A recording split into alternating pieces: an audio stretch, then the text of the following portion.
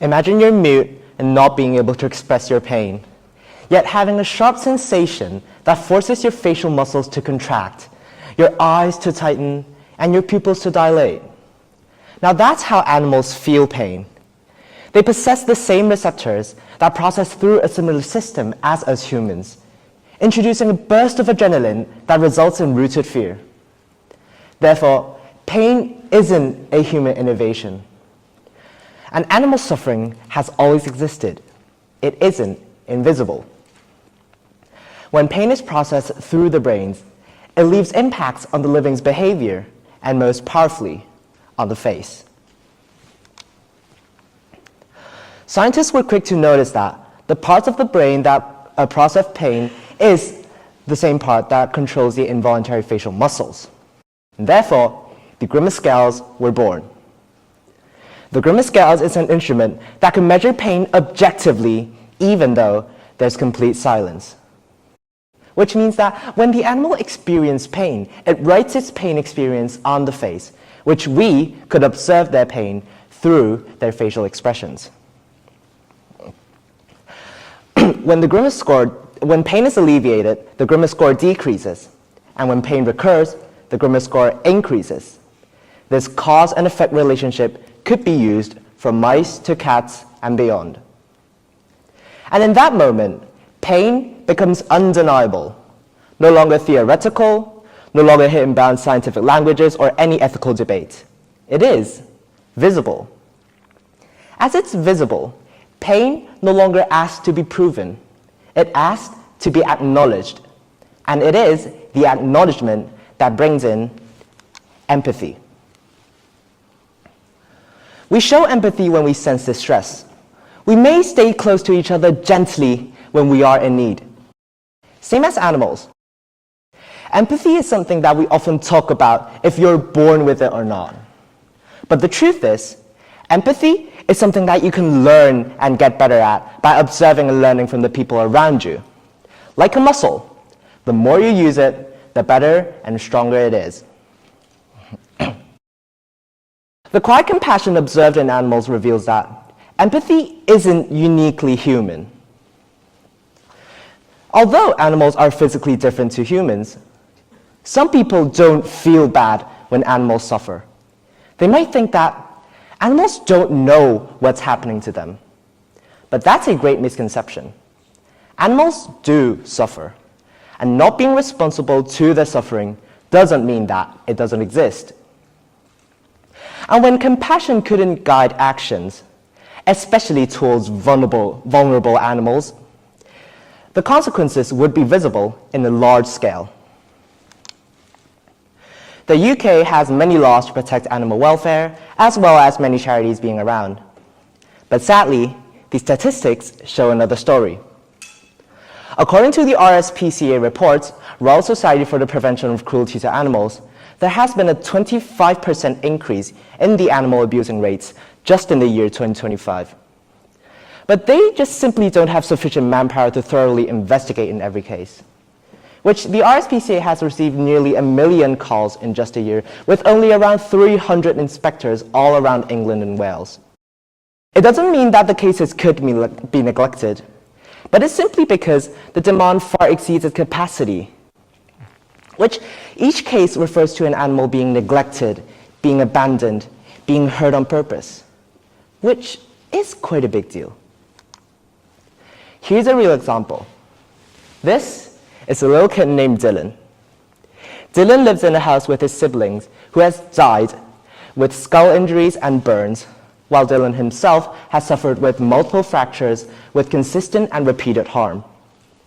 Thanks to the RSPCA rescue, Dylan was adopted and survived, but his early experience of suffering could be significantly reduced if someone has raised an alarm to the authorities or the neighbors.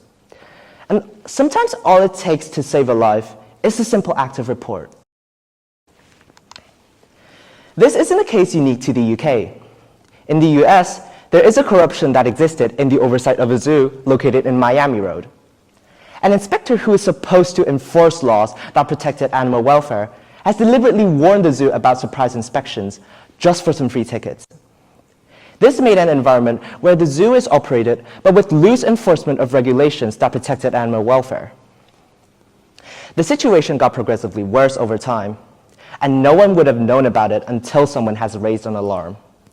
And when outside reviewers took a closer look, they found problems, and whistleblowers started asking serious questions about the inspection process. What this shows is that animal suffering isn't always caused by cruelty. It may be because of the lack of vigilance and the assumption that someone is keeping an eye on the situation. And this is where individuals like you come in. We might think that it's impossible to stand up against large corporations because they have money, they have systems, they have lawyers, and many of us won't actually shape decisions at that level to stand up against them. And changes rarely start at the top. It starts when someone notices harm and refuses to look away. Reporting abuses, supporting ethical organizations, or standing up may seem small, but it is these small actions that force large corporations to act. We cannot control the large corporations, but we can create pressure that they cannot ignore. Animal suffering as a result of human development and corruption is a global problem.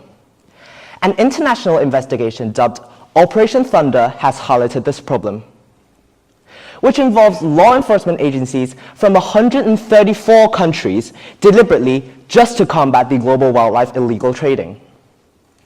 What they found was not a small scale of cruelty to animals, but a large scale of operation which involves large businesses, traffickers, corrupt middlemen. And during the operation, around 30,000 wildlife animals were seized, including birds, reptiles, mammals that were forcefully removed from their natural habitats. These animals were being illegally traded as exotic pets, used in traditional medicine, or even traded as body parts. In many circumstances, the animals were found packed in containers, dehydrated, injured, or even dead when they were seized. This isn't incidental, but rather a function of a system that treats living creatures as commodities. Wildlife trafficking is more than an environmental problem. It's a problem of the lack of human responsibility. These animals suffer not because that there's no legislation to protect them, but simply because that the legislation was circumvented, enforcement was undermined, and profit gain was prioritized over life. It reveals how progress, when corrupted, could quietly build systems that allow animal suffering to grow unchecked. And what we are really witnessing through this illegal trade activity is us, allowing pain to exist by our neglect. We are catching animals through the process of bribery and selective permitting, which makes our attempt to protect them an obstacle to get over with. The problem with these kind of harm is that it's a difficult phenomenon for us to look upon with sympathy, precisely because it doesn't affect us. Us humans are having problems to relate to something that we couldn't fully comprehend, and we're comfortable with the harm, permitting it to occur. Therefore, animal suffering isn't always enacted by cruelty. It may be because of the institutional betrayal, the lack of enforcement and integrity on the ones who are supposed to safeguard and look after the morals of the people. It only creates a delusion among the people to how safe the animals actually are. Systemic cruelty exists not because only of the corruption at the top, but also the disengagement at the bottom. Even if we act in small, lawful, ethical ways, we can create pressure that the systems cannot ignore. And empathy, in this sense, is not only about power, it's about participation. Science reveals that animals do suffer pain physically as well as they do sense mental distress, same as humans, which makes it even harder to simply ignore their suffering. Yet, animals remain silent simply because they cannot talk, and we have to be their voices. By making choices, simple choices every day to prove what we think is right. And empathy, in this sense, is a force that could direct society towards greater compassion for each trivial choice.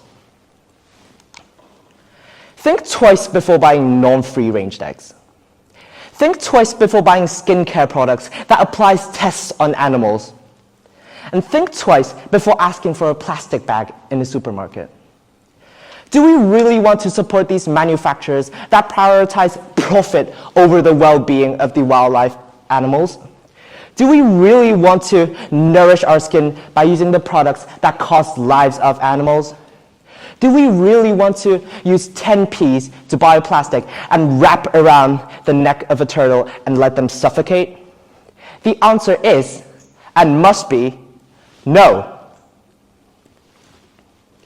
Animals couldn't demand justice. They couldn't expose cruelty. Neither they could defend for themselves. But we can. By making simple choices every day, we could either promote or allow suffering to continue, or help to stop it. And if we treat animals as living creatures which are capable of experiencing pain and fear, then silence is no longer an option. And empathy, in this sense, is a force that could help us to decide the kind of society that we want to be. Thank you.